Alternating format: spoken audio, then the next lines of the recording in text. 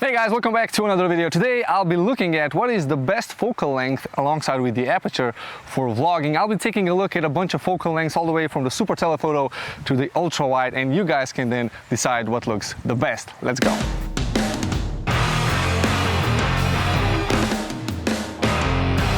I'll start with the 100 to 300 millimeter super telephoto lens, which is basically 200 to 600 in a full frame world. I live in a micro four thirds, and you know what? I'm not even going to pretend that you can actually vlog with this because I've tried it once, and yeah, you know, that's just not doable. So let's scratch this one, get to the next one. The next contender is the 42.5 millimeter f1.7. 42.5. Who puts 42.5 millimeters on a lens? Well, if you're in a micro four thirds world, then you have to multiply this by the crop factor, which is 2. You actually get 85 millimeters. This is the portrait king when it comes to focal length, and you know, if it looks good for portraits, it's gotta look good for vlogging. Let's try it out. Now this makes me look the best because 85 millimeters equivalent, or 42.5 on a micro four thirds with that lovely f1.7 stops, you get this really nice, you know, compressed look, and it looks awesome for photography. But can you use this for vlogging? Now it's a little tight, and you know, the face tracking doesn't work because Panasonic have yet to figure out how to actually track the nose. I mean, they have head tracking, face tracking like this, eye tracking, body tracking, but they don't have nose tracking. So you know, unless your nose is the main contender or the main protagonist, this is way too tight. So yeah, definitely not for vlogging.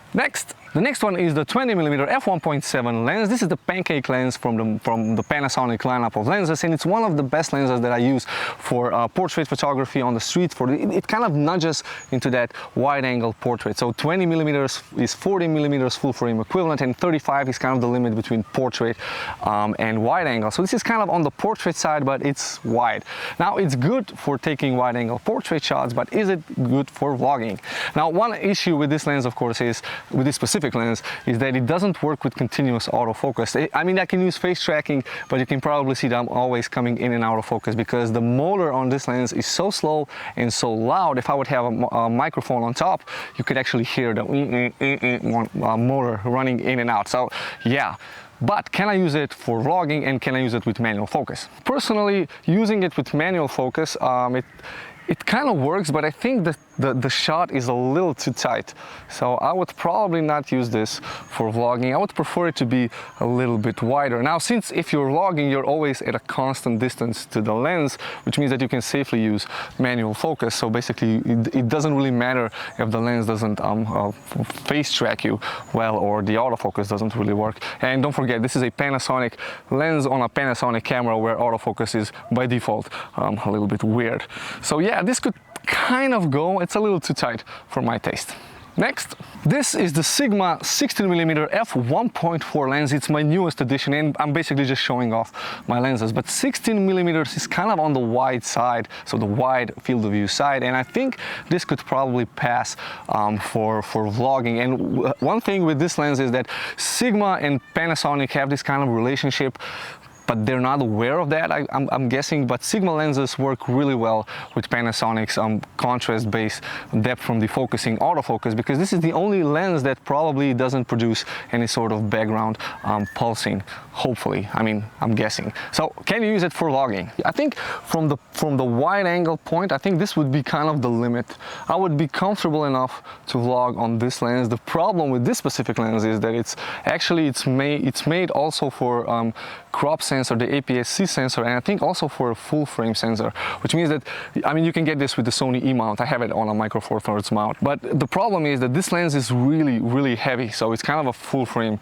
Now there's a lot of glass here, which for a micro four thirds camera you don't actually need, because on a micro four thirds camera you only use the best part of the lens, which is the central area. So all the excess glass could safely be cut away, and you know, I would end up with a smaller, lighter lens. But you know, I think I think this could work, and that f1.4 aperture kind of gives you a nice shallow depth of field. So this would be kind of the limit for me. I don't know what you guys think. Please let me know in the comment section. Also subscribe to the channel and, you know, like the video if you like it.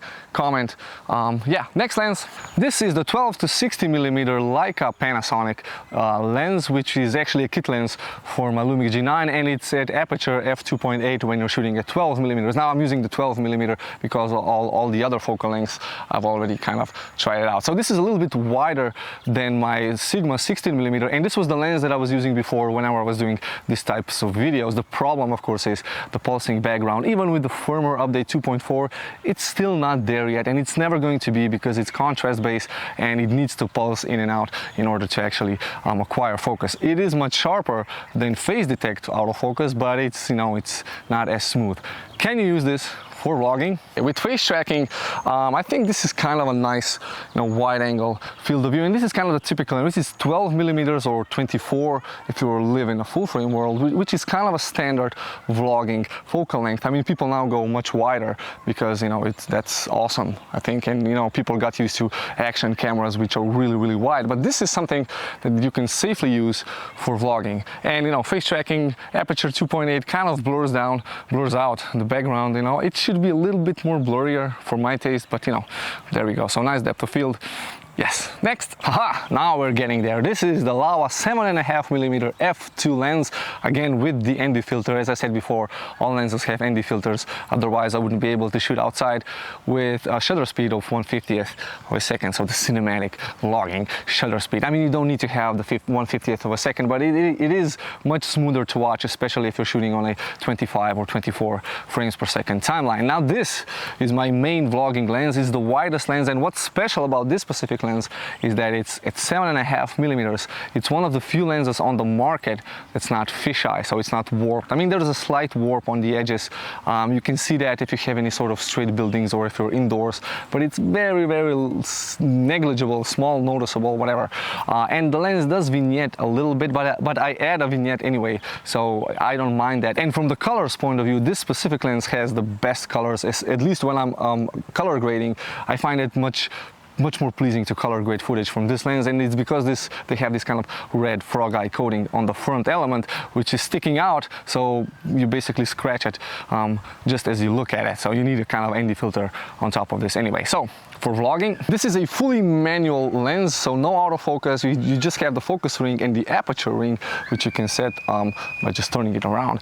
The cool thing is that if I set this to 1/2 meter away on the focal plane, I know I will be in focus. So I just basically use the 1/2 meter or the infinity focus if I ever want to show, you know, anything in the back. So I'm always sure I'm always in focus because, you know, it's the constant distance, and the wide angle thing really works well. Now this is not stabilized, so the lens is not optically stabilized, but since it's a wide angle lens and the Panasonic cameras have kind of cool and kind of awesome in-body stabilization, you get a little bit of warping on the edges, but, you know, it's not that big of an issue. If you stop this down to f5.6 or f8, for instance, then of course everything's always in focus. So basically I can just use the infinity focus all the time. So yeah, this would be my go-to focal length for vlogging. Another cool thing about using a wide angle lens is that you can place your camera on the ground. You can have a gorilla pod or a small tripod. You don't actually need a big tripod because the view angle is so wide, you can basically crouch down, get very close to the lens, and you still have everything in view. This, I think, is also the reason why so many YouTubers and so many vloggers actually use wide-angle lenses, not just because it makes them look skinnier or less fat, but, you know, they're so versatile. You don't, as I said, you don't need a tripod. You can just place your camera on the ground. You can even put it like this, you know, and do the kind of a sky vlog or heaven vlogging, as it's called. You know, I'm still in the frame, and it's kind of cool. So basically, yeah. Or if you don't want to use the monitor, if you just flip the monitor around, like I did in one of my earlier videos where I said that the monitor was actually a very big distraction. Now I just don't need to rotate the camera anywhere. I just focus it or turn it towards me, and I know I will be in the frame and I will be in focus because I'm using manual focus and the distance is constant. And we're back on the Sigma 16mm. The Sigma, I really like this lens. I enjoy using this lens so much that, yeah, ironically, with the firmware update 2.4, as it fixed or made the autofocus faster, the focus tracking is actually slower than it was before on the Sigma lenses. Now I read that somewhere, not really sure because I haven't used it with an older firmware, but apparently the tracking, the focus following isn't as fast. It's actually slower, and I think the background pulsing is also reduced because of that, which is kind of cool. Now I'm just going to use it for just, you know, standing in front of the camera. So this is the Laowa 7.5mm, the one go-to lens for vlogging, at least for me. It's also the most expensive lens considering the size and the weight. It's very lightweight. You can use it by just, you know, holding your camera. It's not going to be too heavy like the Sigma 16mm, which is really heavy. It's like half a kilo. This weighs like 150 grams or something like this, so it's quite light. It costs 550 euros. Now comparing that to the Sigma lens, which costs 400 euros, and you get twice the amount of glass and everything. It's really expensive, but since it's not a fisheye lens, and it's kind of hard to actually make lenses which are not fisheye at this 7.5mm focal length, which is 15mm full frame equivalent, you know, it's kind of special. All metal body, so yeah. I mean, I did a review on this. You'll get the end card at the end of this video. So tell me what you think in the comment section. Which focal length works for you? What is the best for kind of, you know, standing in front of the camera? Let me know. I mean, I've showed you pretty much all of my lenses, and please don't say the 100 to 300 because I'm not going to use that. I personally prefer this lens for like a talking head, standing in front of the camera, and for vlogging, this. When it comes to hand holding a camera and vlogging, also the 16mm Sigma lens is kind of useful. I mean, I find it not too tight. The 20mm is already a little bit tight. The 12mm is much better. And yeah, well, this is just works. So yeah. So let me know what you think in the comment sections down below. Please subscribe to the channel, hit that like button, and I'll see you guys next time. Bye bye.